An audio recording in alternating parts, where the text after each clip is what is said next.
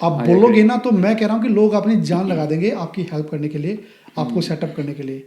मतलब बैंक के जो सर्टिफिकेशन एग्जाम होता है वो होता है IFIC, investment fund in Canada. Around 280 के एम्प्लॉय देती है पूरी बैंकिंग इंडस्ट्री पूरे कनाडा में, और 70 बिलियन के आसपास इकोनॉमी में कंट्रीब्यूशन है पूरी बैंकिंग इंडस्ट्री का। First of all the education, आपके पास में आपकी लाइसेंस हो। तीसरी चीज क्या है कि आपके पास में एक कैपेबिलिटी हो। फ्रेस्को में खड़े हो, वॉलमार्ट में खड़े या बैंक में टेलर में खड़े हो तो सेम ही चीज़ है, सेम ही है, हर जगह बेसिक ही है। क्रेडिट कार्ड की लिमिट है या फिर जो भी बंदा यूज कर रहा है उसको 30 to 40% के बीच में रखे। इससे 100%। मेरा अब एक इंटरेस्ट क्रिएट हो रहा है सर कि banking as a career monetary term में वो कैसा दिखता है सर। तो 4-5 साल बाद कहीं जाने लायक रहोगे नहीं। हेलो नमस्कार दोस्तों, हर हफ्ते की तरह फिर से हाजिर हैं आपके सामने एक नया पॉडकास्ट लेके। इस वीक का पॉडकास्ट का टॉपिक है कनाडा की बैंकिंग। अगर आप कनाडा की बैंकिंग के बारे में जानना चाहते हो या कनाडा में बैंकिंग में अपना करियर बनाना चाहते हो तो ये पॉडकास्ट आपके लिए है। इस टॉपिक पे बात करने के लिए हमारे साथ हैं सुनील कुमार जी, जिन्हें बैंकिंग सेक्टर में काम करने का 17 साल से ज़्यादा का एक्सपीरियंस है। उन्होंने इंडिया में गवर्नमेंट बैंक्स में काम किया और ब्रांच मैनेजर तक की पोस्ट पे काम किया, और हाल फिलहाल कनाडा की राजधानी ओटावा में स्कोशिया बैंक में काम कर रहे हैं। इस पॉडकास्ट में हमने बैंकिंग के करियर के बारे में डिटेल में बात की है। और अगर अभी तक आपने हमारे YouTube चैनल को सब्सक्राइब नहीं किया है तो सब्सक्राइब का बटन जरूर दबा दीजिए। और इस पॉडकास्ट को आप तक पहुंचाने के लिए हमारी मदद की है टीम बसरा ने, जो कि कनाडा की ओटावा सिटी में रियल एस्टेट में एक जाना माना नाम है। तो चलिए बिना किसी देरी के शुरू करते हैं। This is Sunil Kumar on Chandrashekhar Arya's talk.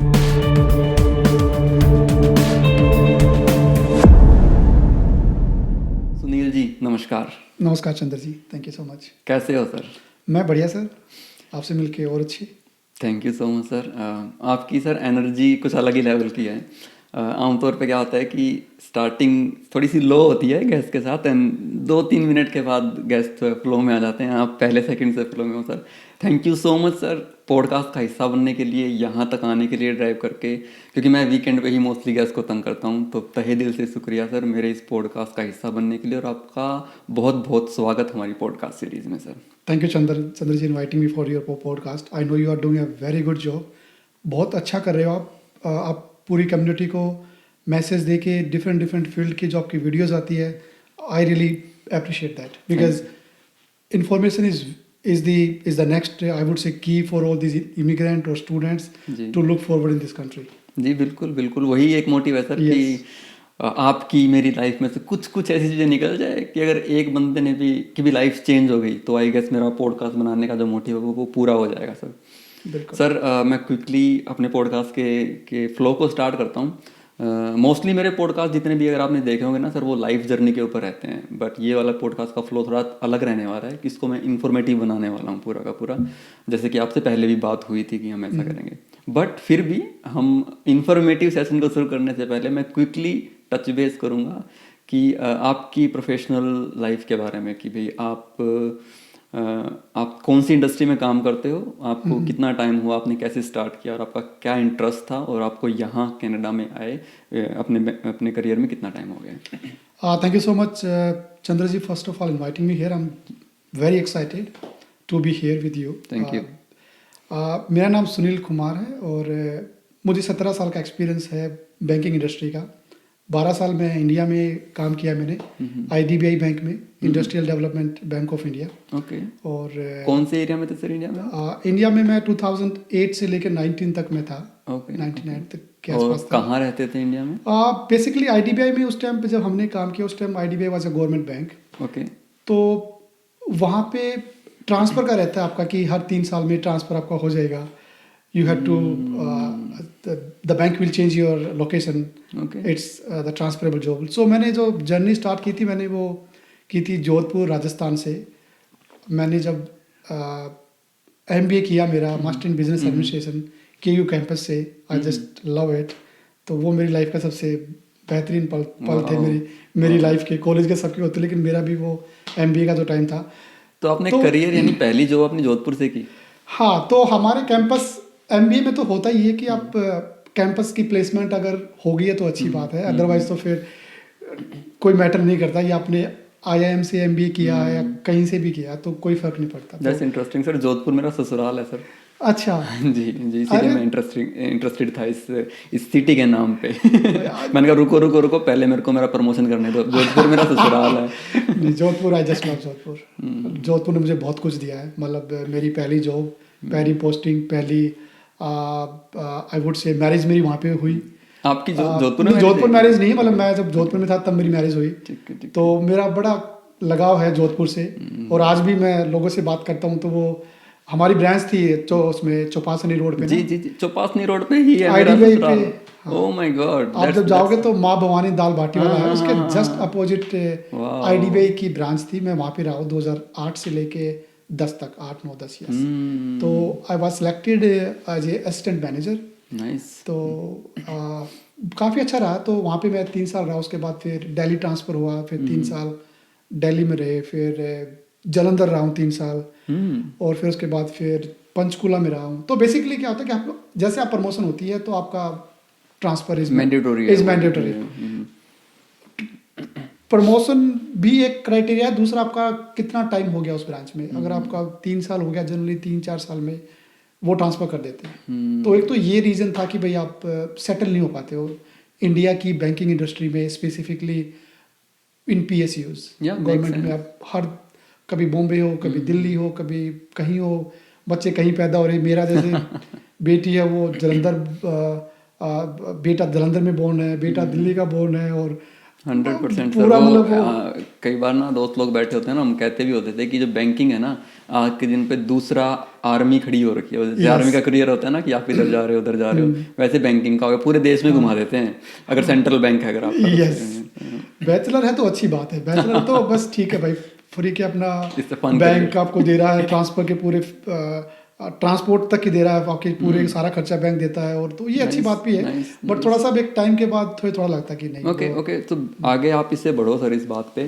Quickly आपसे एक टच बेस करना चाहूँगा कि पहला तो ये कि जो भी आप बैंकिंग में काम कर रहे थे, तो IDBI के बाद भी आपने कोई बैंक चेंज किया था? IDBI मैंने स्टार्टिंग IDBI से किया था। IDBI में मैं रिक्वायरमेंट नहीं लगी ऑनेस्टली मैं चेंज करूं, क्योंकि it's a very good bank. Okay. Promotion time पे मिलती गई, ठीक है, आपकी ग्रोथ थी, ठीक है, आपकी सैलरी इंक्रीमेंट, तो काफ़ी अच्छा उसमें रहा मेरा। मैं ब्रांच मैनेजर तक रहा हूँ वहाँ पे। तो रिटेल ब्रांच बैंकिंग की बात करोगे तो उसमें ब्रांच मैनेजर पे जाके चीज़ें ख़त्म हो जाती हैं। तो वो मैंने टेलर से लेके और ब्रांच मैनेजर तक जितने भी रोल आपने देखे ब्रांच बैंकिंग के, मैंने सारे रोल मैंने किए हैं। तो सारा जो इंडियन बैंकिंग का तो मुझे मेरे खून में है, in and out, work culture कैसे क्या होता है सब कुछ मुझे वहाँ पर पता है, काम किया मैंने, तो वो सब मुझे पता है। That's nice. तो आपने गवर्नमेंट बैंक छोड़ के यहाँ आने का सोचा? It's good question. मैं चाह नहीं रहा था सर पूछना, बट मुझे पूछना पड़ रहा है। नहीं, एक्चुअली में क्या हुआ कि हमें नहीं कभी लगा कि किसी विदेश में जाया जाए, कि दूसरी कंट्री में जाया जाए। मेरे पास तो पासपोर्ट भी नहीं था, टू बी वेरी ऑनेस्ट। तो मेरी पोस्टिंग हुई जालंधर में, पंजाब में। तो वहाँ पे मुझे लगा कि यार जिसको देखे कनाडा, जिसको देखे विदेश में जा रहे हैं, और गांव के गांव आप मैं देखोगे पंजाब में तो बिल्कुल खाली है, क्योंकि मैं आज जलंधर के पास में एक ब्रांच एरिया है आदमपुर। आप थोड़ा सा जाओगे जलंधर से और होशियारपुर के बीच में पड़ता है, छोटा सा कस्बा है आदमपुर। वहाँ पे मैं ब्रांच मैनेजर भी रहा हूँ। तो वो ब्रांच मैंने खोली, तो बेसिकली एक kind of A rural branch थी वो। तो वहाँ पे मैं जैसे KCC होते थे हमारे, किसान क्रेडिट कार्ड के लोन होते थे, गाँव में मैं जाता था, मिलता था। तो खाली थे गाँव के गाँव पंजाब में, कोई नहीं दिखता था वहाँ पे। बस या तो बुजुर्ग दिखते थे या फिर बच्चे दिखते थे, और जिसकी भी हाथ पैर चलते थे सब विदेश में थे। तो वहाँ जाके मुझे लगा कि यार चलो देखते हैं क्या ऐसा क्या है। तो फिर उस टाइम पे वाइफ थोड़ा सा एग्रेसिव थी। वाइफ ने मेरा बहुत सपोर्ट किया है। वाइफ भी उस टाइम पे बैंक में ही थी, हमारे बैंक में थी, एंड हम दोनों की पोस्टिंग वहीं पे थी। तो वाइफ को लगा कि यार ऐसे तो फिर पूरी ज़िंदगी घूमते ही रहेंगे, कभी दिल्ली है, कभी पंचकुला है, कभी कहीं है, कभी जालंधर है। तो काफ़ी गवर्नमेंट बैंक में दिक्कत थी हमारे कि भाई बच्चों का सेटलमेंट नहीं हो पाएगा एजुकेशन का। तो वाइफ को लगा कि नहीं चलो करते हैं, सेटल करते हैं। अगर जब कंट्री लोकेशन चेंज हो रही है तो फिर एक कंट्री चेंज करके देख लेते हैं। ओके ओके, ये बहुत बहुत लोगों का ये कॉमन सुनने को मिलता है कि अगर एक लोकेशन ही चेंज करनी है, रीलोकेशन करनी है, तो ग्लोबलाइजेशन का एरा है तो फॉरेन चले जाते हैं, राइट। बट कोविड ने बहुत चीज़ें चेंज कर दी हैं। अब देश दूर लगने लगा है कोविड के बाद, क्योंकि हम जा नहीं पाते थे वो। एनीवे सर, मैं सीधा सर जंप करूँगा कि आप कनाडा जब पहुँचे 2019 में, उसके बाद भी आपने बैंकिंग करियर स्टार्ट किया, राइट? हाँ जी, मैं 2019 में आया था मैं कनाडा में। और ऐसा नहीं कि मैं परमानेंट बेस पे आया था, मैं जस्ट प्लान ये था कि just we will do the soft landing करेंगे। तो पीआर लेके ही आए थे? पीआर में लेके आया था मैं वहाँ पे इंडिया, मैंने एक्सप्रेस एंट्री डाल के मैं पीआर मैंने ले लिया था। और 12 साल का एक्सपीरियंस था तो पीआर मिल भी गया था। मास्टर थी, आपकी एजुकेशन थी, और तो वो पीआर लेके आ गए थे। तो 2019 में अब यहाँ पे आ गए हैं। और आने के बाद अब ना तो यहाँ पे कोई फैमिली है, ना फ्रेंड है, जो सबके साथ में सबकी स्टोरी यही रहती है। बिल्कुल, बिल्कुल। ना कोई जानकार है, ना कोई आगे, ना कोई पीछे, बस अब क्या करे। बट ये जो 12 साल का जो एक्सपीरियंस है ना, उसमें आप स्किल सीखते हो किसी भी ऑर्गेनाइजेशन में ना, कि कैसे आपको रीच आउट करना लोगों से, कैसे मिलना है, कैसे कम्युनिकेट करना है। डजेंट मैटर आप किस फील्ड में हो। ओके। तो वो एक्सपीरियंस जो वहाँ का था वो मुझे यहाँ पे काम आया। मतलब मेरी पर्सनैलिटी है, मैं जाके किसी से भी बात कर सकता हूँ। I don't like feel like नहीं मैं क्या बात करूँ, कैसे बात करूँ, किससे बात करूँ। तो यहाँ पे मैं आया तो मैं सबसे पहले जाके उन लोगों से मिला जो लोकल अपने इंडियन कम्युनिटी के थे। और उनसे जाके मिला, 2-4 रियल्टर से मिला। तो सबसे थोड़ा सा समझा कि भाई क्या है क्या नहीं है। ठीक है। उसके बाद फिर फैमिली मेरे साथ थी यहाँ पे। तो 20-22 दिन वो लोग यहाँ पे रहे। तो फिर वाइफ बोली कि अब आ गए हो तो बार बार तो नहीं आया जाएगा, आना जाना अप डाउन, रुक के डिसाइड कर लो। मेरी जाने की टिकट बुक थी, मैं ऐसा कुछ नहीं था यहाँ पे परमानेंटली आना था। ये था कि पीआर लेके वापस जाएंगे, फिर देखना क्या करना। बट उधर से रिजाइन करके आए थे? नहीं, रिजाइन करके नहीं आता, मैं छुट्टी लेके आया था वहाँ से। उसमें यहाँ पे आने के बाद फिर वाइफ बोली कि अब फाइनल डिसाइड करो व्हाट यू वांट जी। तो फिर यहाँ पे आके रुका। तो फिर मैं अब लगा पहला क्वेश्चन जो सब घर को आता कि भाई आपके डोमेन में जॉब कैसे ले। ठीक है, तो उसमें लिमिटेड नॉलेज थी ना। तो मैं मेंटली प्रिपेयर होके आया था पहले से ही कि मुझे रुकना है, जॉब करनी, बस ये था कि करके वापस चले जाएंगे। तो मैंने कोई वर्कआउट नहीं किया था। ना कोई मेरी लिंक्डइन प्रोफाइल थी, ना कोई यहाँ पे कनेक्शन थे, ना कोई फ्रेंड था, ना कोई कुछ था। फिर यहाँ पे मैं जैसे मैं रुका, वाइफ बच्चे वापस इंडिया गए, फिर मैं था क्वेश्चन कि अब जॉब कैसे ली जाए। तो उस टाइम पे मैं सबको ये बोलना चाहूँगा, जो आपके जो भी व्यूअर है, कि don't hesitate to ask for help with anybody. Hesitate मत करो। ट्रस्ट मी, मैं जब यहाँ पे आया तो मैं लोगों ने मेरी बहुत हेल्प की है। पूछ डाला तो लाइफ झिंगा डाला। ये आपने एकदम यू जस्ट नेल्ड इट। पूछ डाला तो लाइफ झिंगा डाला, एकदम सही बात है। ये लोग यहाँ पे ना बैठे हैं आपकी हेल्प करने के लिए। आप बस मांगो, बोलो जी। 100% आप बोलोगे ना, तो मैं कह रहा हूँ कि लोग अपनी जान लगा देंगे आपकी हेल्प करने के लिए, आपको सेटअप करने के लिए। मतलब मैं जब यहाँ पे कोई भी नहीं था, मैं जब आया था, आज के टाइम पे मैं 500 बंदों को जानता हूँ। तो ये आपकी मेहनत है। आप लोगों से मिलते हो, आप पूछते हो, कनेक्ट करते हो। 100%। तो अगर जॉब की बात करें तो मैंने जॉब की स्टार्टिंग कैसे की, अब मैं यहाँ पे आ गया तो लोगों से मैंने पूछा कि हाँ भाई कैसे क्या स्टार्ट किया जाए। तो बोला कि लिंक्डइन की प्रोफाइल आपके पास है। वो तो नहीं है। फिर लिंक्डइन की प्रोफाइल मैंने ज्वाइन की। यहाँ पे ना इनके एजुकेशन इमिग्रेशन के जिनके सेटलमेंट सेंटर होते हैं, एसएक्स के इनके 2-4 ये new immigration help centre desk होते हैं। जैसे वर्ड स्किल का है, YMCA का है, YMCA है, यस। देन ओंटारियो के एम्प्लॉयबिलिटी वाला भी डिपार्टमेंट है, गॉट इट। तो मैं फिर वहाँ पे गया तो उन्होंने भी मुझे काफ़ी हेल्प की चीज़ों में लेके। बट मेरी पर्सनैलिटी ये थी कि बस मैं अब रुका हूँ ना, तो बस आग लगा देंगे, मैं हूँ, और बस पीछे से मुड़ना ही नहीं है। क्योंकि हम जब इंडिया में थे तो हमारी बस यही थी, मार्केट में सुबह निकलते थे और शाम को आके ब्रांच बैठते थे। पूरा दिन बस डोर टू डोर मतलब कि जो एक अच्छे लेवल की मार्केटिंग होती थी। जैसे मैं पंचकुला में था तो जो ये गवर्नमेंट के बिजनेस होते हैं ना, जो आपके एजुकेशन डिपार्टमेंट, एग्रीकल्चर डिपार्टमेंट, उनके जो IAS डायरेक्टर थे, मैं उनसे डील करता था। तो जो हरियाणा के जितने भी मेजर जो गवर्नमेंट फंड आते थे, गवर्नमेंट से रिलीज होते थे, उनके अकाउंट हमारे पास थे। आई अंडरस्टैंड तो वो सर। क्योंकि हम भी गवर्नमेंट सेक्टर में काम करते थे, तो हमें मैंडेट था कि आपने गवर्नमेंट बैंक के साथ खुलवाना है, Yes. जिसमें सीबीआई होता था एक bank, central bank of Central India, Bank of India. एक आपका एक दो और बैंक थे, मुझे पूरा याद नहीं आ रहा है, बट हाँ आई रिमेंबर कि वो सारा का सारा फंड उन्हीं बैंक के थ्रू ही जाता था।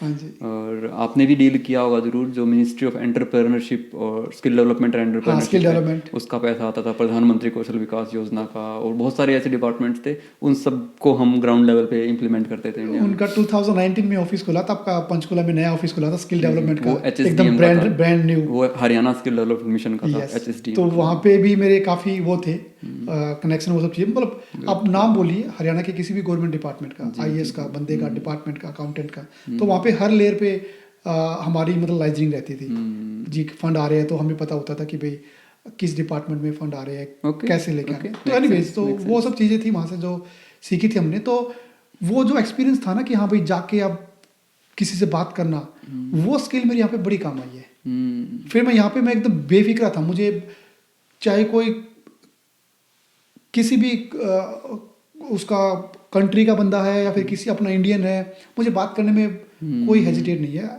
आई just love talk to the stranger. Okay, मैं आपको रखूँगा यहाँ पे सर 1 मिनट के लिए।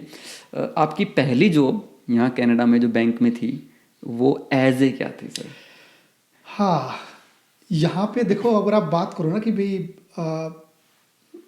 बैंकिंग की नहीं, किसी भी इंडस्ट्री की बात करो, आपका कोई भी एक्सपीरियंस है, कोई भी फील्ड है जी, कोई भी आपके पास में एजुकेशन है जी, यहाँ पे आके ना कनाडा में अनफॉर्चुनेटली वो जीरो हो जाती है, दिस एब्सोल्युटली जीरो। तो कोई इस माइंड सेट के आ रहा कि हाँ भाई मैं 12 साल का एक्सपीरियंस है, एमबीए हूँ, ब्रांच मैनेजर रहा हूँ, और बस जाते ही मुझे आग लगा देंगे, और बस ये आग आप लगा दोगे, आपकी जो आग लगाने की स्पीड होगी वो दूसरों की जिन्होंने अब जस्ट आग लगानी शुरू की है उनसे 10 गुना ज्यादा होगी। इतना फर्क है, बट स्टार्ट करना पड़ेगा स्क्रैच से। अब आपके क्वेश्चन पे आते हैं कि आपने पूछा कि भाई क्या स्टार्ट किया। मैंने यहाँ पे स्टार्ट किया था सीनियर अकाउंटिंग क्लर्क। ओके, मतलब इंडिया में मैंने जॉब स्टार्ट की थी वो असिस्टेंट मैनेजर की थी। मतलब क्लर्क तो मैंने कभी इंडिया में भी नहीं किया। तो कोई बोलते ना कि जीरो से करना, मैं कह रहा हूँ जीरो से भी नीचे कर दो। इंडिया में मेरा जीरो था असिस्टेंट मैनेजर। ओके सर, अब नेक्स्ट क्वेश्चन है कि अभी आप कहाँ वर्क कर रहे हैं, किस डेजिग्नेशन पे कर रहे हैं? अभी मैं यहाँ पे स्कोशिया बैंक के साथ में काम कर रहा हूँ, और मैं फिलहाल स्मॉल बिजनेस एडवाइजर हूँ। बिजनेस क्लाइंट मैं देखता हूँ यहाँ के स्कोशिया बैंक के, उनके सारे requirement. Okay, that's a quick growth sir, 4-5 सालों के अंदर। वेल सर, आई थिंक कि this is the right time कि अब मैं सीधा टॉपिक पे जंप करने वाला हूँ, पर उससे पहले मैं एक डिस्क्लेमर देना चाहता हूँ अपने सारे व्यूअर्स को कि अब आगे की जो भी डिस्कशन हम लोग करेंगे बैंकिंग करियर के ऊपर, तो Sunil ji right now in this podcast is not representing any financial institution of Canada और इंडिया।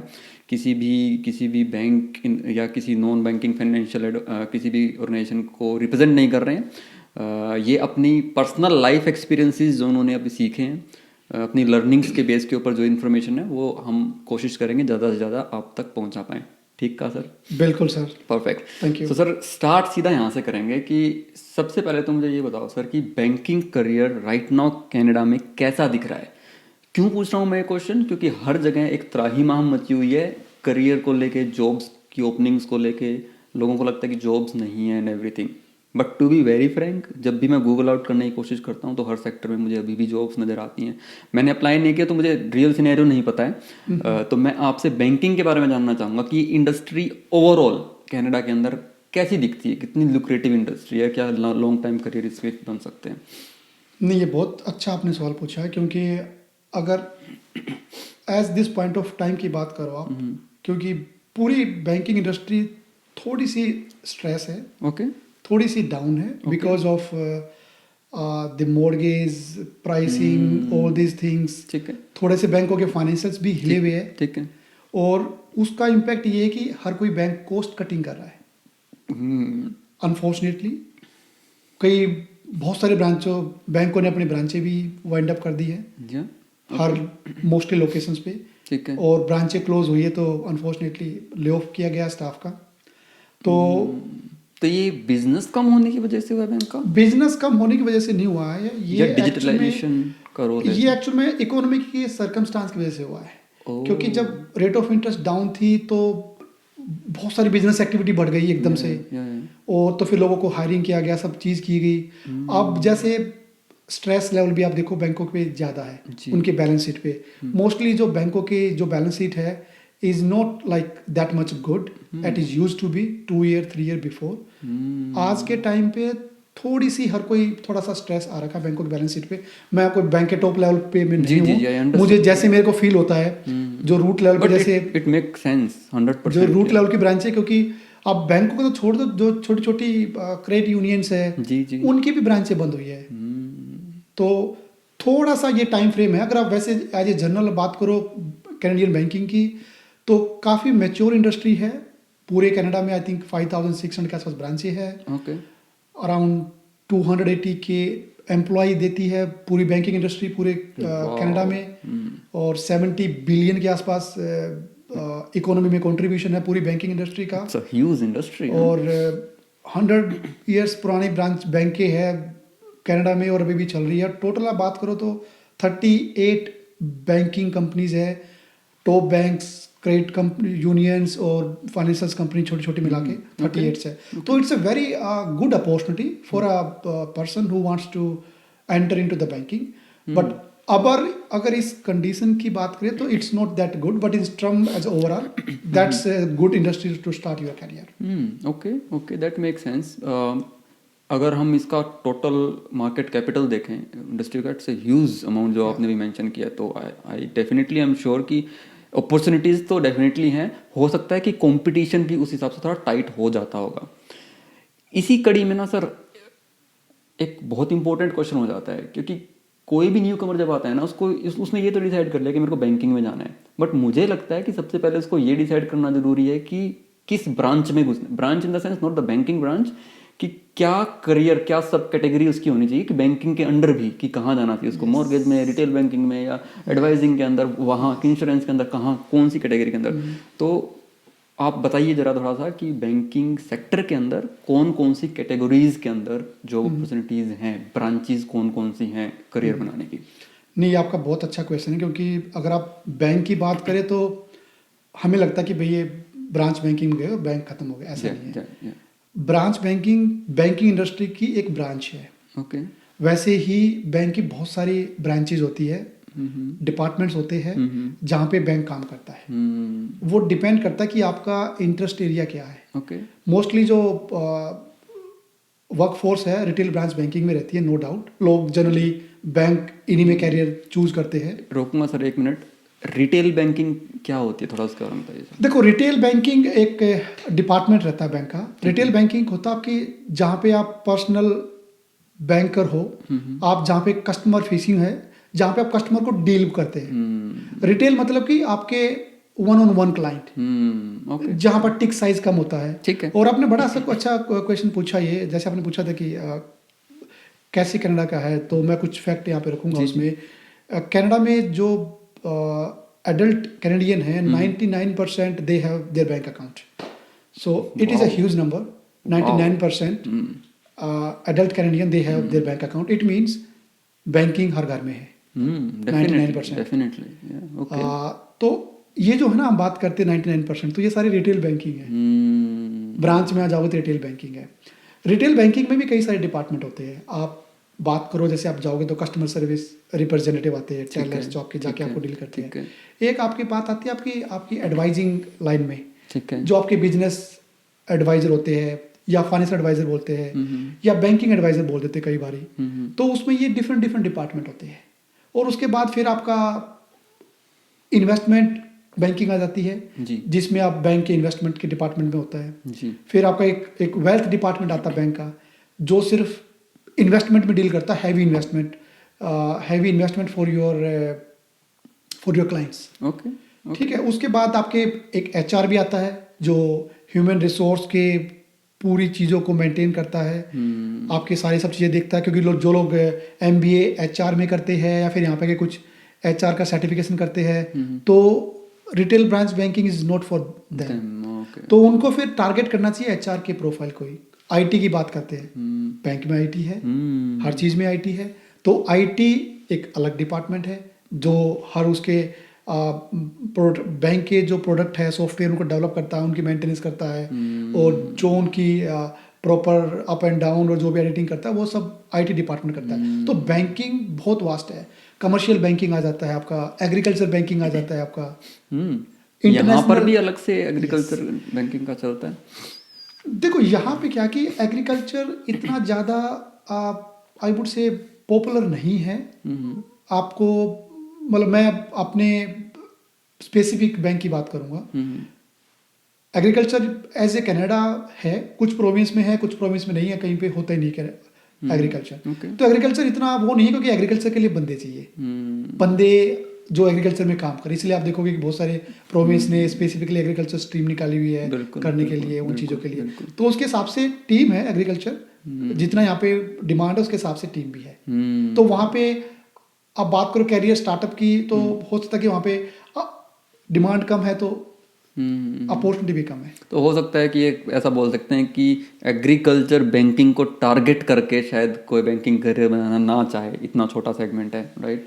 Kind of. ओके, मुझे इतना समझ में आ गया सर कि हर एक इंडस्ट्री बैंकिंग के अंदर घुसी हुई है। अगर हम बात करें कि आईटी का बंदा ही बैंक में जा सकता है, यस, एचआर का बंदा बैंकिंग में जा सकता है जी। बट मोस्टली जितने इमिग्रेंट्स यहाँ आते हैं, जब उनके दिमाग में बैंकिंग का करियर होता है तो मुझे ऐसा लग रहा है कि वो शायद रिटेल बैंकिंग तक अटक जाते हैं। उनका टारगेट होता है कि रिटेल बैंकिंग में लगना है, राइट?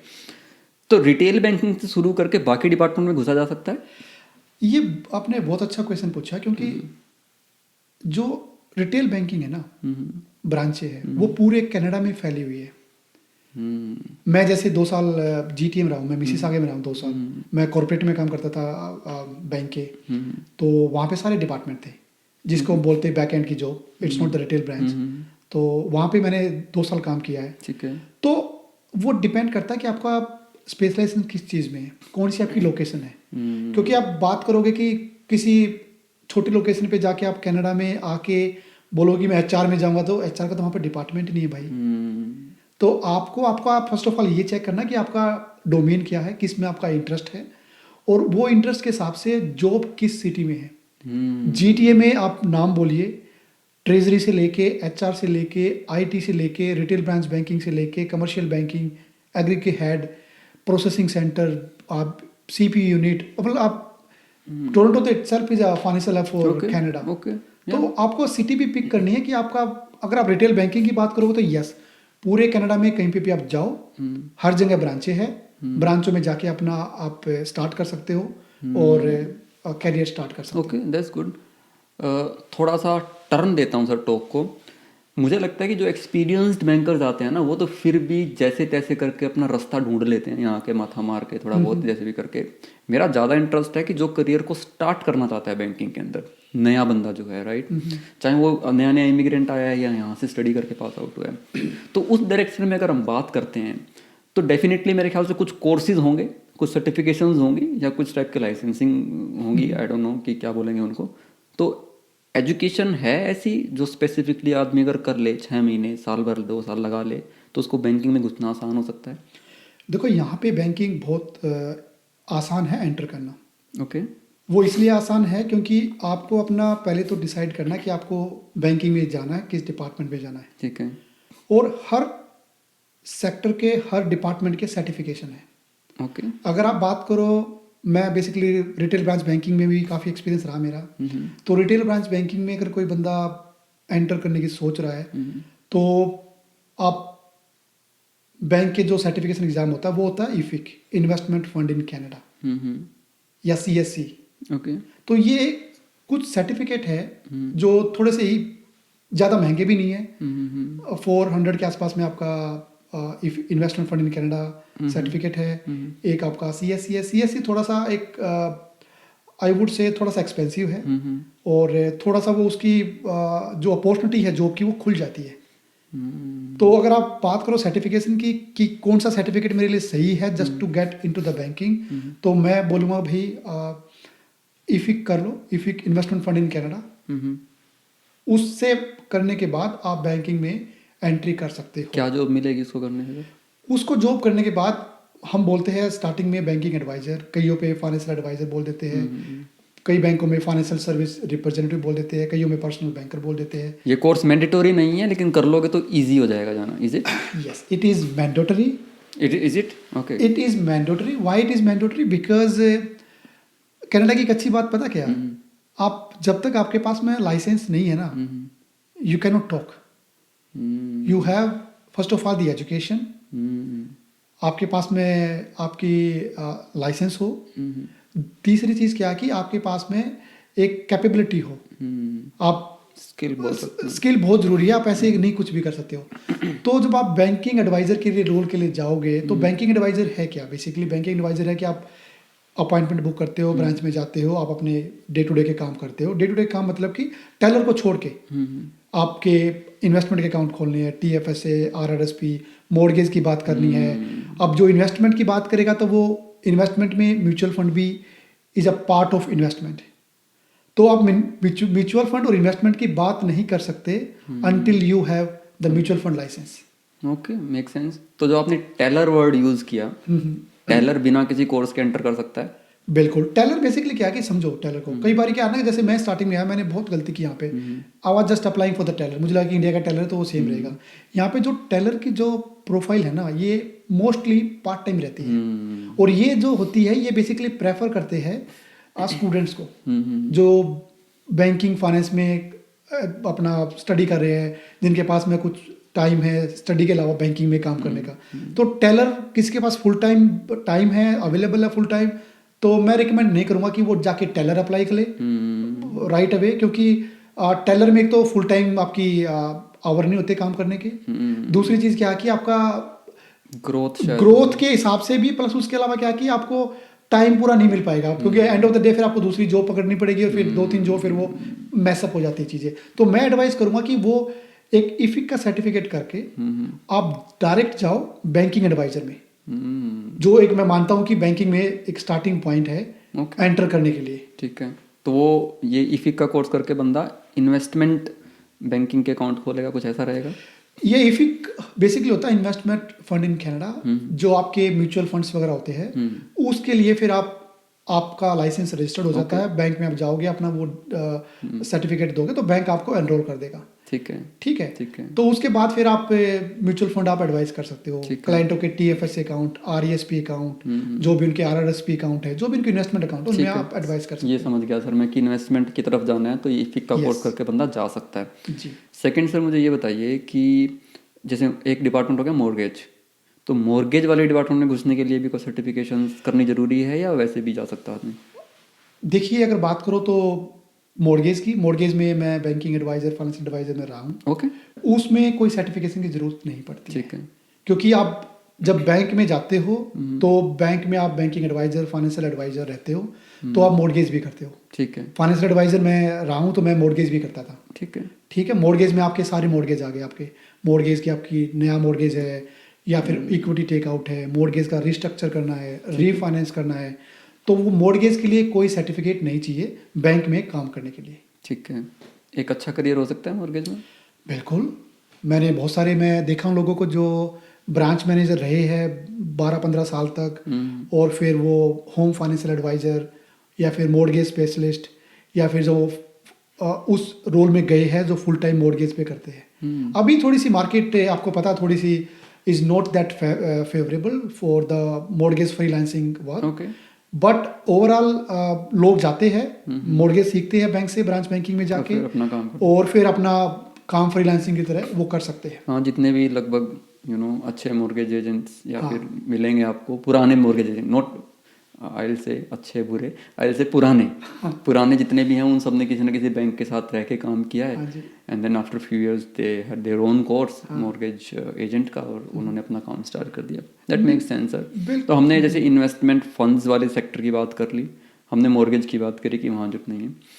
एक सर, कई बार लोगों को, बच्चों को ये लगता है नया जो करियर बना रहा है कि as a teller job start कर ले, जितने भी घंटे उसको मिल रहे हैं, साथ साथ में कोई सर्टिफिकेशन करता रहे। जैसे आपने इन्वेस्टमेंट वाले फंड्स वाले में एक सर्टिफिकेशन बताया, ये एक अच्छा तरीका होता है? इससे रिक्रूटमेंट में उसको हेल्प मिलती है बच्चे को, कि अगर वो टेलर भी काम कर रहा है देन उसने एक कोर्स कर लिया कि उसके पास टेलर का एक्सपीरियंस है, अब उसने सर्टिफिकेशन भी कर ली, अब उसको क्या एज या कॉम्पिटिटिव एडवांटेज मिलेगा इस चीज़ का व्हेन रिक्रूटमेंट हैपेंस? नहीं, बिल्कुल। ये बहुत अच्छा आपने सवाल पूछा है, क्योंकि देखो मार्केट में डिमांड सप्लाई का सारा गेम है, पूरी स्टोरी वही है। बिल्कुल। मैंने कोई जॉब निकाली है, 10 बंदे कैंडिडेट है और किसी के पास भी नहीं है इफी का सर्टिफिकेशन, और उसमें से किसी एक बंदे के पास है। टेलर के लिए कोई सर्टिफिकेशन नहीं चाहिए, बट अगर आप अप्लाई कर रहे हो बैंकिंग एडवाइजर के लिए, फाइनेंशियल एडवाइजर के लिए, तो ये मैंडेटरी है कि आपके पास हो तो अच्छी बात है, क्योंकि फिर बैंक आपसे करवाएगा ट्रेनिंग के दौरान 3-4 महीने की आपको ट्रेनिंग जब आपकी रहती है बैंक में, तो आप फिर उसमें करके फिर आप इफिक करोगे। तो उसमें ये ऑप्शन भी रहता है आपके पास, बट वो अगर किसी के पास ऑलरेडी मार्केट में है इफिक, तो एचआर रिक्रूटमेंट फिर उसको प्रेफरेंस वो देते हैं। तो आपने इफिक नाम बताया उसका? हाँ, इन्वेस्टमेंट फंड इन कनाडा। ठीक है, तो ये इफिक जैसे ही और भी कुछ कोर्सेज हैं?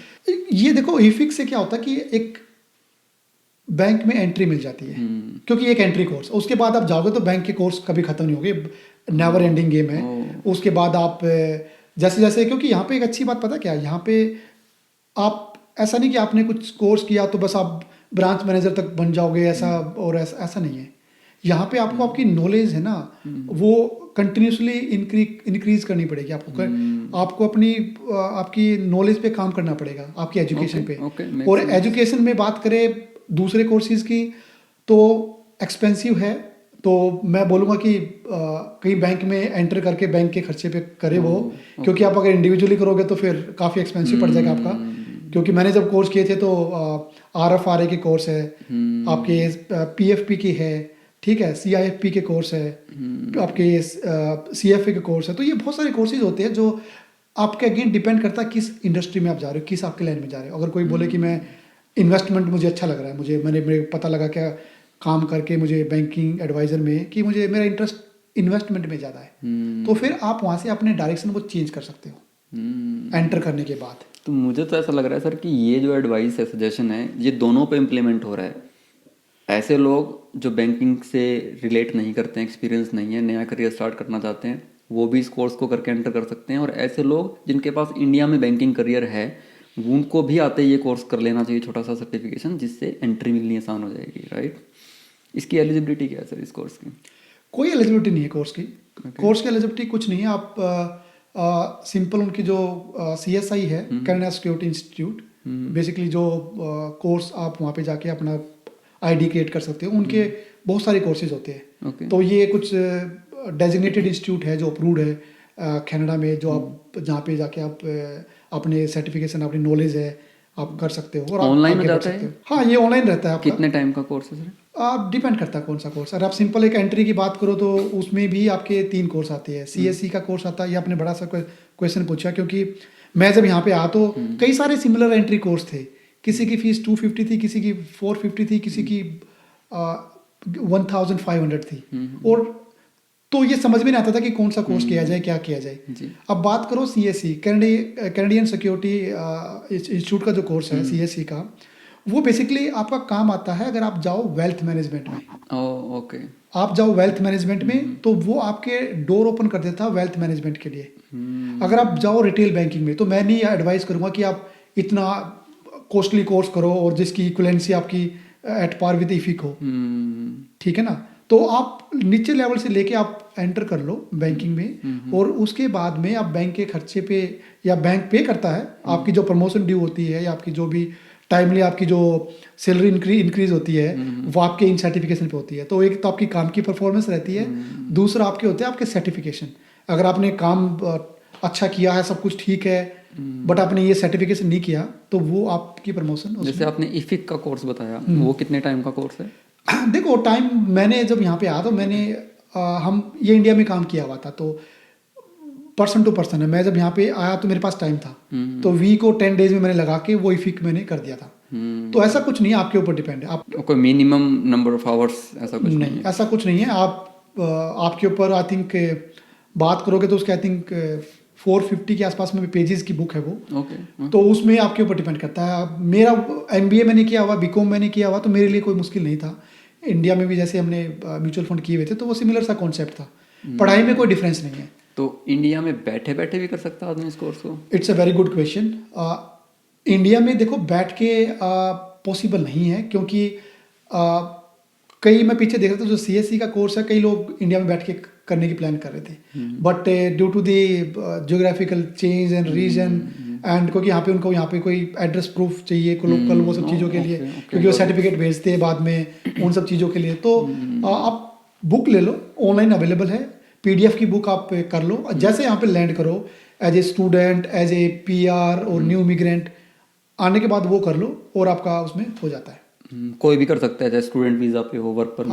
हाँ, स्टूडेंट के लिए तो बल्कि अच्छी बात है कि स्टूडेंट के लिए तो ये जो फाइनेंस के स्टूडेंट होते हैं ना, जो वेल्थ मैनेजमेंट में स्टडी कर रहे होते हैं या फिर उसमें होते हैं, ये करिकुलम का पार्ट ही होते हैं। ये पढ़ाई के दौरान ही फ्री में कॉलेज करा के देता है, ताकि जब बच्चा वहाँ से पास आउट हो तो उनके पास में बहुत सारी सर्टिफिकेशन हो जिसपे आप बैंकिंग में स्टार्ट कर सकते हो। Okay okay, well and good, well and good.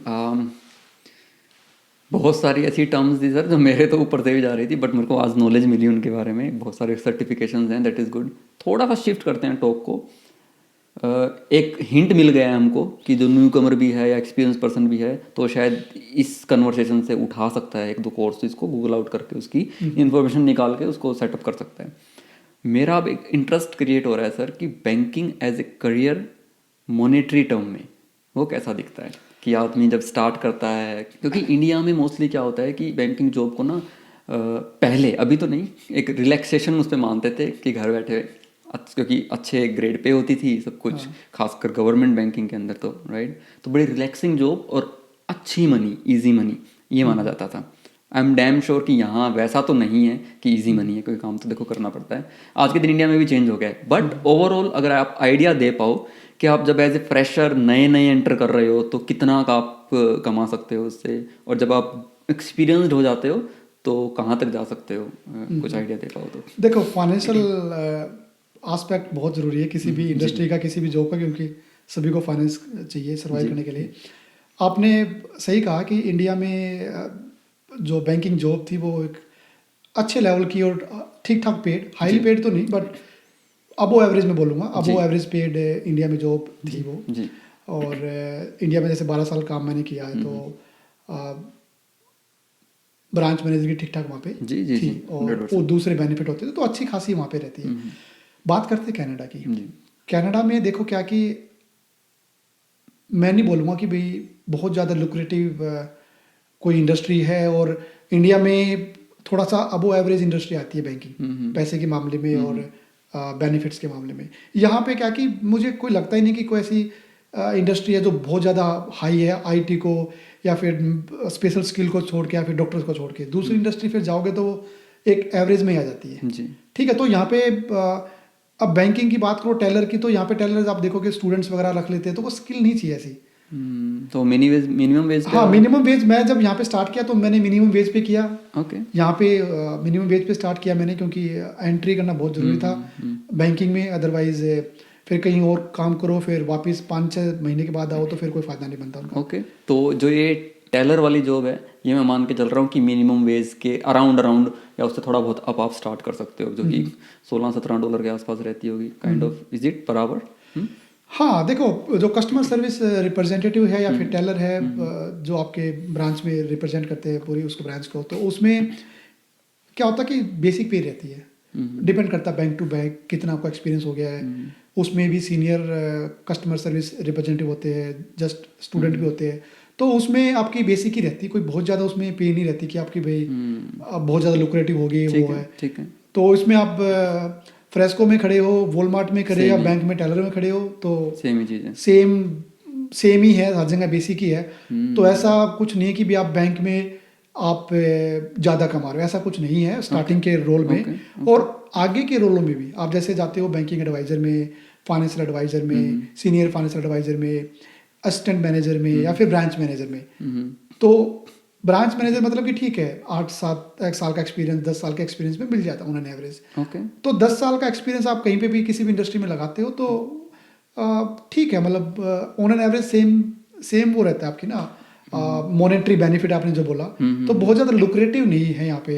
तो ये अगर ये ब्रांच मैनेजर की बात करें 8-7 साल के एक्सपीरियंस के बाद, तो क्या पैकेज होता होगा उसका एनुअल? देखिए एग्जैक्टली तो मुझे नहीं पता कितना पैकेज होता है, बट मेरे ख्याल में चंदर जी ब्रांच मैनेजर भी कई तरह के लेवल पे होते Okay, हैं, क्योंकि आप जब बात करते हैं ना रेंज बता दो सर। ये जो बात करते हैं ना ब्रांच बैंकिंग की, जो रिटेल बैंकिंग है, तो ये एक्चुअली में रिटेल बैंकिंग का ये पीक आ जाता है ब्रांच मैनेजर।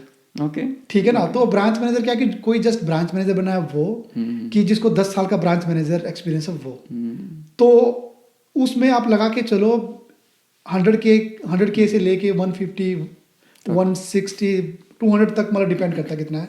ये आपका फिक्स और बेसिक पे रहता है आपका। उसके अलावा जो उनको मिलता है कुछ, जो भी उनका बोनसेस होता है हर उसमें डिपार्टमेंट में, हर कंपनी में रहता है, तो वो उसमें उसका रहता है। ठीक है, थोड़ा स्ट्रेस कम करता हूँ आपका। जैसे आपने इफिक का कोर्स बताया था, राइट, उसको जब करके आदमी स्टार्ट करता है बैंकिंग की जॉब, तब किस पैकेज से स्टार्ट करता है? हाँ देखो, जो इफिक कोर्स करने के बाद जो कोर्स जो बैंक में प्रोफाइल मिलती है, कई बैंकों में उसको बैंकिंग एडवाइजर बोलते हैं, FSR बोल देते हैं, या पर्सनल सर्विस रिप्रेजेंटेटिव बोल देते हैं, कईयों में फाइनेंशियल एडवाइजर बोल देते हैं। तो ये सारी एक ही प्रोफाइल है जो बैंकों में रहती है। इस प्रोफाइल के लिए मैं मान के चलता हूँ कि कोई भी नया बंदा आ रहा है, स्टार्ट कर रहा है, तो 45-50 से लेके 60 के रेंज में आप कैरियर स्टार्ट कर सकते हो। That's not too bad. Base salary. That's not उसके अलावा फिर आपका जो परफॉर्मेंस बेस आपका काम है, आपका बोनस रह गया, तो वो फिर आपकी अदर है। बट 50-60 के रेंज में मेरा मानना ये है कि आप स्टार्ट कर सकते हो ओके, इस लेवल पे। Perfect, make sense. अभी करंट मार्केट सिनेरियो के हिसाब से इंक्रीमेंट एवरेज क्या चल रहा है yearly annual? Bank to bank depend करता है, पर्सन टू पर्सन आपकी परफॉर्मेंस क्या रही है। ठीक है, फेयर इनफ। और क्योंकि इसमें सिर्फ आपकी परफॉर्मेंस मैटर नहीं करती, उसमें क्या होता है कि बैंक इंसेंटिव तब देगा जब बैंक का भी कुछ उसमें प्रॉफिट हो रहा है, बैंक की बैलेंस शीट अच्छी हो रही है, तो वो जो इंक्रीमेंट में है बहुत सारी चीजें उसमें ऐड हो जाती है। तो 4-5% नहीं, 4-5% ज़्यादा है इस सिनेरियो में ज़्यादा है। 2% 3% ओके, मेक सेंस के आसपास में मेरे को ऐसा लगता है। मेरे को नहीं पता 100% हर लेवल पे हर बैंक में कितना मिलता है, बट मेरे को लगता है कि 2 to 3% की रेंज में आप एनुअल इंक्रीमेंट बेसिक में मान के चलो, अपार्ट फ्रॉम योर प्रमोशन। ठीक है सर। अब सैलरीज के बारे में बात करके और स्ट्रेस आउट नहीं करूँगा आपको, इस चैप्टर को यहीं मिट्टी डालते हैं, इस पे मिट्टी डालते हैं। थोड़ा रिटेल बैंकिंग की टर्मिनोलॉजी के बारे में बात करते हैं sir. I am not going into the products कि बैंकिंग क्या प्रोडक्ट्स होते हैं, क्योंकि बैंकिंग भी थोड़ी डिफरेंट है इंडिया की और यहाँ की। जब बंदा नया नया आता है ना, तब थोड़ा देखता है कि हाँ ये क्या है, क्योंकि वहाँ सेविंग अकाउंट खुलाया होता है, एक डेबिट कार्ड होता है, राइट। यहाँ आते ही पता चलता है कि डेबिट को एक्सेस कार्ड बोलते हैं लोग, राइट, बैंक में जाके, या वो चेकिंग अकाउंट है, ये कौन सा अकाउंट होता है, राइट। क्या डिफरेंसेस हैं बेसिक इंडियन रिटेल बैंकिंग के और यहाँ के? देखो, अगर आप कस्टमर के प्रोस्पेक्टिव के हिसाब से बात करो, तो इंडिया में हमारे पास में सेविंग अकाउंट ही होता था, वही उसमें डाल लिया, निकाल लिया, यूज़ किया। बैंक आपको 3.5% रेट ऑफ इंटरेस्ट देता था, कई बैंक 5-6% वो देते थे। यहाँ पे क्या कि यहाँ पे चीज़ें उल्टी है। यहाँ पे बैंक आपसे चार्ज लेगा आपके उस सो कॉल्ड सेविंग अकाउंट को मेंटेन करने के लिए, जिसको यहाँ पे बोलते हैं चेक इन अकाउंट, जिसको चेक इन अकाउंट बोलते हैं, और या डे टू डे अकाउंट बोलते हैं, जो एवरीडे आप यूज में करते हो। उसकी टर्मिनोलॉजी यहाँ पे वो चेंज हो जाती है। तो उसमें कोई इंटरेस्ट भी नहीं मिलता है, उसमें इंटरेस्ट 0 रहता है, और उसमें बल्कि बैंक आपसे चार्ज करता है। ठीक है, या तो आप एक सर्टेन अमाउंट उसमें मेंटेन रखो, या फिर बैंक आपसे मंथली फीस लेगा। वो शुरू में 1 साल के लिए वेव ऑफ कर देते हैं नए अकाउंट के। Okay, that make sense. तो यहाँ भी सेविंग अकाउंट तो खुलते हैं, राइट। तो सेविंग अकाउंट के अंदर यहाँ पैसा रखते हैं, तो नो डाउट इंटरेस्ट तो मिलता ही होगा उसको, राइट। हाँ जी, सेविंग अकाउंट यहाँ पे स्पेसिफिकली सेविंग पर्पज़ के लिए होता है। जो आपकी कोई आपने थोड़े टाइम के लिए पैसा रखना है, 2-3-4 महीने 5 महीने, तो आप सेविंग अकाउंट में पैसा रख के और ले सकते हो उसका बेनिफिट। तो थोड़ा इंटरेस्टिंग बनाते हैं सर। तो इंडिया में जैसे आमतौर पे सेविंग अकाउंट चलते हैं, खोलते हैं बैंकिंग के अंदर, यहाँ आने के बाद न्यू कमर्स को चेकिंग अकाउंट खोलने होते हैं, करेक्ट सर? यहाँ पे आके दोनों अकाउंट खोलने पड़ते हैं, क्योंकि न्यू कमर के लिए क्या कि कनाडा काफ़ी सपोर्ट करता है इन ऑल दी टर्म्स। तो कैनेडियन बैंकिंग भी उसका एक पार्ट है, और कैनेडियन बैंकिंग भी सपोर्ट करती है। आप या तो यहाँ पे स्टूडेंट परमिट पे आओ, वर्क परमिट पे आओ, या PR आओ। तो यहाँ पे आने के बाद मोस्ट ऑफ द बैंक में 1 ईयर का है वो फ्री रहता है चेक इन अकाउंट्स, क्योंकि हम बैंक मान के चलता है कि भाई आप नए आए हो तो स्टार्टिंग में सेटलमेंट में जॉब में तो आपके ऊपर एक्स्ट्रा बर्डन ना डाला जाए. It's a very good system here. So for initial 1 year, everything is free. There is no charges in most of the bank for your checking accounts. और उसमें अनलिमिटेड ट्रांजेक्शन भी रहती है, आप कुछ भी करो, क्योंकि स्टार्टिंग में ट्रांजेक्शन बहुत सारी होती है. तो ये अच्छे बेनिफिट है कि आपको 1 साल तक कुछ यूज नहीं करना है. बट आपको जब आपका 1 साल पूरा कंप्लीट होने का हो जाए, मैं एडवाइस करूंगा कि अपने बैंक में जाके एक बारी चेकआउट जरूर करो कि आपका अकाउंट का मंथली मेंटेनेंस फीस कितनी है, चार्जेस कितना है. क्योंकि कई हम जैसे देखते हैं कई हमारे अकाउंट खोल लिया है और बस चार्जेस दिए जा रहे हैं, पता ही नहीं है क्या चार्जेस है, और बोला था मैं तो फ्री बोला गया था, फ्री नहीं है. It's not for the life time, it's just only for the 1 year. तो जैसे आपका 1 ईयर कंप्लीट होने चाहो, आप अपने बैंक के अकाउंट को अपने बजट के हिसाब से, आपके रिक्वायरमेंट के हिसाब से एडजस्ट कर सकते हो. नीचे भी कर सकते हो, ऊपर भी कर सकते हो, या फिर सेम भी रख सकते हो. ठीक है, ये सब बैंकों में स्टैंडर्ड है. ठीक है. तो मैं थोड़ा रिफ्रेजिंग करता हूँ जो मैंने बात बोली थी अभी. तो जो इंडिया में आपका डे टू डे अकाउंट है वो सेविंग अकाउंट है, और यहाँ कनाडा में जो आपका डे टू डे अकाउंट है वो चेकिंग अकाउंट है. यस, यहाँ पे उसको चेक इन अकाउंट बोलते हैं. इंडिया में जैसे हम एफडी बोलते हैं, फिक्स डिपॉजिट, कनाडा में क्या बोलते हैं? यहाँ पे उसको जीआईसी बोलते हैं. क्या मतलब है सर जीआईसी? जीआईसी का guaranteed investment certificate. It's a very good question, क्योंकि जैसे इंटरनेशनल स्टूडेंट यहाँ पे आते हैं तो एसडीएस प्रोग्राम के अंडर में उनको 10,000 का जीआईसी रखनी पड़ती है. अभी बढ़ा दिया है 20. वो इन्होंने बढ़ा दिया, आई थिंक इनकी रिक्वायरमेंट के हिसाब से. 20 कर दिया. हाँ, 10,000 था. तो उसमें ये जीआईसी बेसिकली क्या कि कुछ नहीं है, ये एफडी है. ये कोई अलग से कोई टॉपिक नहीं. यहाँ पे बस उसकी टर्मिनोलॉजी वो चेंज हो जाती है. यहाँ पे जीआईसी बोल देते हैं ताकि बैंक का सिस्टम है यहाँ पे, बट वो सेम है. Fix deposit and GIC both are absolutely same thing, कोई डिफरेंस नहीं है. Okay okay, that's great. अब जैसे कार्ड्स होते हैं, तो यहाँ पे आते ही बंदे को क्रेडिट कार्ड तो जरूर यूज करना होता है, राइट? आप नए न्यू कमर्स को क्या एडवाइस करोगे कि उनको डेबिट कार्ड और क्रेडिट कार्ड में कौन से को ज़्यादा यूज़ करना चाहिए, या कितना बैलेंस बना के रखना चाहिए दोनों में? हाँ, ये आपने बहुत अच्छा सवाल पूछा, क्योंकि ये जो क्वेश्चन है ना, ये बेसिकली जो नया बंदा आता है हर कोई जाना चाहता है इन चीज़ों. कन्फ्यूजन हो जाती है उनको, ये कन्फ्यूज हो जाती है. तो सबसे पहले पता क्या, देखो क्रेडिट कार्ड इंडिया में थोड़ा सा मानते हैं कि यार इतना खर्चा होता है, ये होता है, बट यहाँ पे कनाडा में क्या पता है, आपको आपकी क्रेडिट हिस्ट्री बिल्ड करनी पड़ेगी. आपको उसको सिर्फ क्रेडिट कार्ड की तरह मत लो, उसको आप लो कि आपको ये क्रेडिट हिस्ट्री का एक चाबी मिली है, टूल है आपका, टूल है, उसको आप क्रेडिट हिस्ट्री को इम्प्रूव कर सकते हो. और अब मैं जैसे बात करता हूँ कि भाई किसी की 1000 क्रेडिट लिमिट आ गई स्टूडेंट की स्टार्टिंग में, ठीक है, और वो स्टूडेंट यूज़ कर रहा है, या फिर कोई पीआर बंदा आ गया वो पूरा यूज़ कर रहा है 70-80% तक, तो उसका बेनिफिट ज़्यादा नहीं मिलता है, क्योंकि आप पूरा रीच आउट कर रहे हो अपनी लिमिट को. तो मैं एडवाइस करूँगा, जो भी क्रेडिट कार्ड की लिमिट है या फिर जो भी बंदा यूज़ कर रहा है, उसको 30-40% के बीच में रखे. इससे अगर आप ज़्यादा लेके जा रहे हो तो उससे क्या कि कोई नुकसान तो नहीं होगा, लेकिन जिसका आपका जो बेनिफिट था मेन क्रेडिट हिस्ट्री बिल्ड करने का और वो सब चीज़ों का, वो बिल्डअप नहीं हो पाएगा. फिर आप देखोगे कि 1 साल आपने क्रेडिट कार्ड ले लिया, आपका क्रेडिट स्कोर वहीं के वहीं खड़ा है. तो उसका मेन रीज़न ये है. ओके, तो ये बैलेंस बना के रखना चाहिए कि 30-40 होते थोड़ा सा पे कर दो उसको, and then you can do that. Pay कर लो, या फिर आपकी क्रेडिट कार्ड की लिमिट है वो इंक्रीज के लिए आप बोल दो उसमें. Okay, that's great. चेक जो होते हैं उनको चेक्स ही बोलते हैं यहाँ पे भी? हाँ, चेक्स ही बोलते हैं. चेक्स बोल देते हैं बैंक में. वैसे इंडिया में थे तो पे ऑर्डर, डीडी, डिमांड ड्राफ्ट बोल देते थे. यहाँ पे उसको बैंकर चेक या फिर बैंक ड्राफ्ट बोल देते हैं. बैंक ड्राफ्ट बोल देते हैं. ओके, तो डिमांड ड्राफ्ट की जगह बैंक ड्राफ्ट बोलना है अगर आपने बैंक में जाना है तो. या ये मुझे एक्सपीरियंस हुआ था इनिशियली जब मैं नया आया था, तो मैं डिमांड ड्राफ्ट बोलता रहा, and they were like what's that.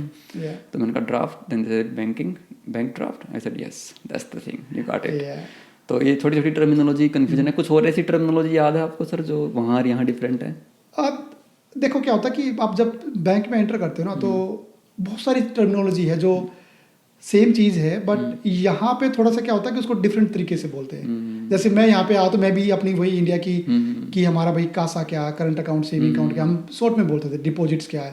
तो यहाँ पे बोले कि व्हाट इज करंट अकाउंट, क्योंकि यहाँ पे करंट अकाउंट का कुछ ऐसा है ही नहीं. तो मैं जैसे हमारी मीटिंग होती थी ब्रांच मैनेजर की, तो मैं उससे टॉप लेवल की बातें पूछता था, क्योंकि मैंने काम किया टॉप लेवल पे. तो मैं पूछता था कि भाई ब्रांच का कासा क्या है, ब्रांच का साइज क्या है इन टर्म्स ऑफ डिपॉजिट्स. और तो यहाँ पे बैंकिंग ऑल टुगेदर डिफरेंट है इंडिया की बैंकिंग से और कनाडा की बैंकिंग. Okay, 100% sir.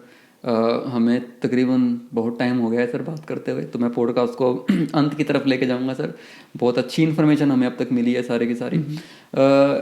बस एक दो कोई भी अगर ऐसे टिप्स अगर आप दे पाओ सर, जो newcomers as a student या लैंडेड इमिग्रेंट पीआर पे या वर्क परमिट पे आ रहे हैं, तब जो अपना पहला बैंक अकाउंट खुलवाने जाते हैं, तो कोई टिप्स हैं उनके लिए एक दो, या कुछ ऐसे क्वेश्चंस हैं जो उनसे पूछने चाहिए जो उनका बैंक अकाउंट खोल रहे हैं बैंक के एम्प्लॉइज? देखिए, सबसे पहली टिप तो ये रहेगी कि आप न्यू इमिग्रेंट है तो आपको अपने राइट्स पता होने चाहिए। ठीक है। कि क्या क्या आप बेनिफिट यहाँ से ले सकते हो ठीक है। कनाडा से, क्योंकि स्टार्टिंग में बहुत सारे बेनिफिट्स मिलते हैं। It's not just about banking, दूसरे फील्ड में भी।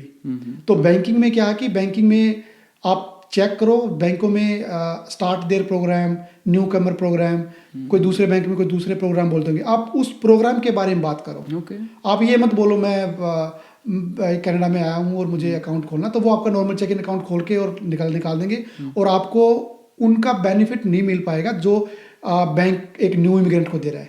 क्योंकि वो बहुत ज़रूरी है। ये बड़ा आपने क्वेश्चन पूछा, क्योंकि आपको बोलना है कि मुझे जो न्यू इमिग्रेंट प्रोग्राम है उसके तहत खाता खुलवाना है, और मुझे वो पूरा 1 साल का जो बेनिफिट होता है वो मुझे चाहिए उसके।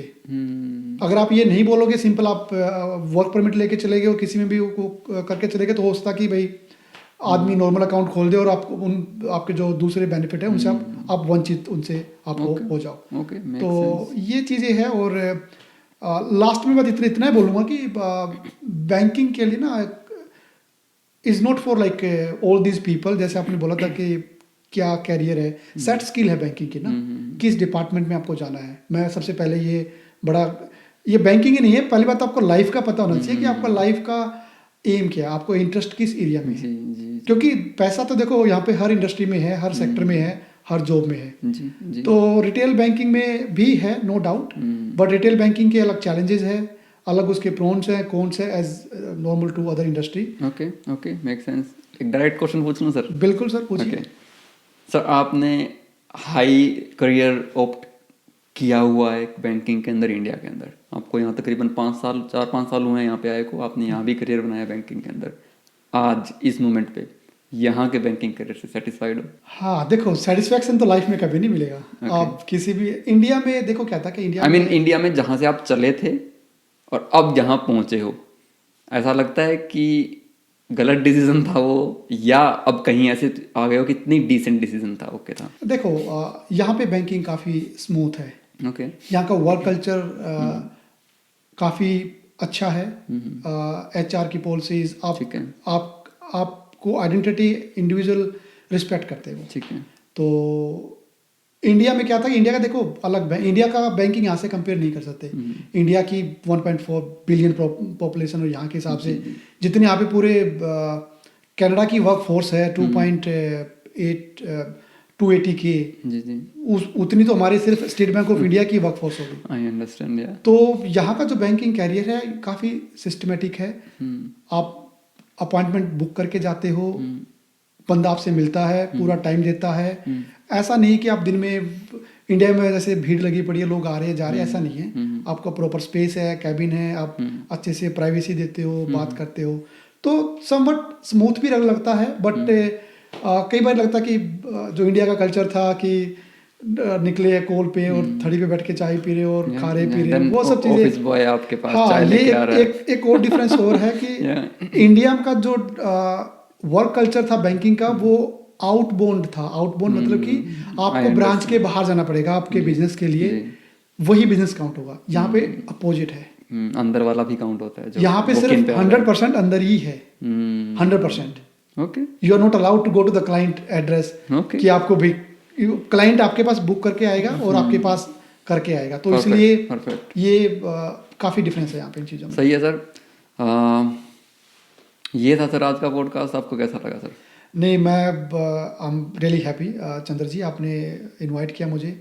और ये देखो, बैंकिंग और फाइनेंस की जो स्पेसिफिक पॉडकास्ट है ना, ये काफ़ी कम है जी, जो एक 1-on-1 बात करते हैं। और उन चीज़ों के लिए आप इंफॉर्मेशन कई बार मिल पाती है, कई बार नहीं मिल पाती है। तो ये काफ़ी आपने अच्छा इनिशिएट लिया हुआ है, और मैं उम्मीद करूँगा कि आप ये कारवां ऐसे आगे बढ़ाते बिल्कुल रहे। बिल्कुल सर, बैंकिंग के भी अभी बहुत सारे टॉपिक्स मेरे दिमाग में हैं, धीरे धीरे हम उनको कवर करेंगे सर। लेकिन वाइंड अप करने से पहले अभी मैं आपकी एक छोटी सी अग्नि परीक्षा और लेने वाला हूँ। मैं चाहूँगा सर कि आप उन लोगों को एड्रेस करके एक मैसेज दें। उन लोगों से मतलब मेरा ये है कि वो लोग जो बैंकिंग में अभी काम कर रहे हैं इंडिया में बैठे हुए, और वो भी कैनेडियन ड्रीम या फॉरेन ड्रीम अपने दिमाग के अंदर बसाए हुए हैं, उन लोगों को टारगेट करके आप एक मैसेज दीजिए उनको कि उनको आना चाहिए, नहीं आना चाहिए, या आना चाहिए तो क्या प्रिकॉशंस उनको लेने चाहिए। देखिए, मेरा मैसेज बस इतना सही है कि कनाडा जो कंट्री है, it's a really good country for growth prospect, और बच्चों के लिए, फैमिली के लिए it's a really good country. अब वो पर्सन टू पर्सन डिपेंड आपका है कि आपका लाइफ में क्या आपके एम है, क्या आपके गोल है। यहाँ पे इनिशियली नो डाउट स्ट्रगल है। मैं बहुत सारे लोगों को जानता हूँ जिसमें हमारे साथ थे, वो बैंक में यहाँ पे आए, पीआर लिया, थोड़े दिन काम किया, नहीं सर्वाइव कर पाए, वापस चले गए। तो it is not the cup of tea for everybody. You have to pick your career and you need to be strong enough for the initial 4-5 years, but trust me, after 4-5 year आपको लगेगा कि नहीं, आपका decision वो सही था Canada में आने का। स्टार्टिंग के 4-5 साल जब रगड़े जाओगे तब लगेगा कि नहीं यार, कहाँ फंस गए, अच्छे खासा चल रहा था जॉब, तो क्यों छोड़ के आगे, हाई प्रोफाइल जॉब को आई, अच्छी खासी सैलरी को। बट यहाँ पे आने के बाद 4-5 साल के बाद आपको अच्छा फील होगा, और मैं डेफिनेटली रिकमेंड करूँगा, इनवाइट करूँगा, सब आओ। ओके, और ग्रेट सर। तो 4-5 साल बाद कहीं जाने लायक रहोगे नहीं। That's good sir, nice message sir. I got the deep meaning, you know, जो आप बोलना चाह रहे थे कि यस कि आओ, बट इनिशियली जो आते ही एकदम से हड़बड़ी मत मचाओ, and take yourself a good time and take your give your family a decent time to settle down here. Sir well and good, इन्हीं बातों के साथ मैं आज के जो पॉडकास्ट को अंत करूंगा, और आपका एक बार फिर से सर तहे दिल से शुक्रिया, और आपके साथ आगे फिर से पॉडकास्ट करते रहेंगे sir. Thank you so much Chandra ji, बड़ा अच्छा लगा आपसे मिलके, और मैं भी उम्मीद करूँगा आपसे एक बार फिर जुड़ूँ और एक्सपीरियंस शेयर करें बैंकिंग पे। You are welcome sir. Thank you. So guys, ये था आज का पॉडकास्ट। थोड़ा फ्लो डिफरेंट था, मुझे बड़ा मज़ा आया कि हमने इसमें सिर्फ इन्फॉर्मेशंस की बात की, कुछ ऐसी इन्फॉर्मेशन भी मैंने निकालने की कोशिश की जो सुनील सर बताना नहीं चाह रहे थे। कहीं कहीं मैं सक्सेस हुआ, कहीं कहीं नहीं हुआ। नेक्स्ट किसी पॉडकास्ट में फिर से ट्राई करेंगे। अब आपको एक काम करना रहेगा, अगर आपको ये इन्फॉर्मेशन अच्छी लगी है, और अगर आप चाहते हो कि आगे भी ऐसे ही इन्फॉर्मेटिव सेशंस, ऐसे ही इन्फॉर्मेटिव पॉडकास्ट हम करते रहें, तो आपको चैनल का सब्सक्राइब बटन दबाना होगा, क्योंकि यही एक ऐसी मोटिवेशन है जो मुझे आगे नया नया कंटेंट बनाने के लिए इंस्पायर करती रहती है। अपने फैमिली और फ्रेंड्स के व्हाट्सएप ग्रुप में भी इन वीडियोज़ को आप शेयर कर सकते हैं। और इन्हीं बातों के साथ मैं आज के इस पॉडकास्ट को यहीं विराम दूंगा। अगले हफ्ते फिर मिलेंगे एक नए गेस्ट, एक नई इन्फॉर्मेशन और एक नए पॉडकास्ट के साथ। तब तक के लिए आपका दिन शुभ हो, आपकी सेहत अच्छी रहे, और आप निरंतर प्रगति करते रहें। जय राम जी की।